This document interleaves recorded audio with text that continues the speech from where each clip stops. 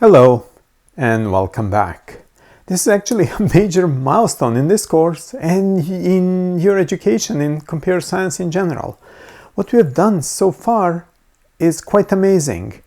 We came from the top, from high-level languages to assembly language, machine language, and figured out how to make that high-level language compile to something that is understandable by the machine. Then we came from the bottom and started with the gates, Boolean logic, and built a fully working computer. We made a contact. The hardware met the software. It's quite amazing. If you just realized how far we got, it's okay. You can start screaming. You can yell downstairs to your parents if you're at home.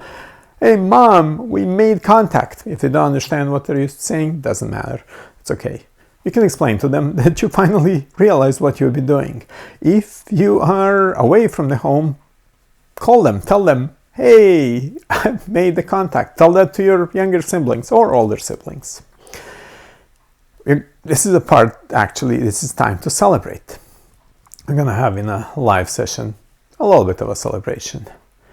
Anyway, to recap, we have really built a working processor. It can execute any of the RISC-V instructions, and therefore we can compile a C program to it. We have seen that it is not probably the best and most performant processor that can be built, as it has a fairly long critical path. But that's okay. That will keep us busy for the rest of the semester. And what we'll see, everything is going to be logical from now on, and hopefully things are just going to be smoother. All what we are doing from now till the end of the semester, we are generally improving this design and adding some more features and learning the world that surrounds it.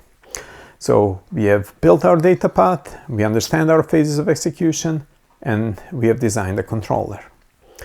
And that's it for now. See you in the next module when we make a better processor.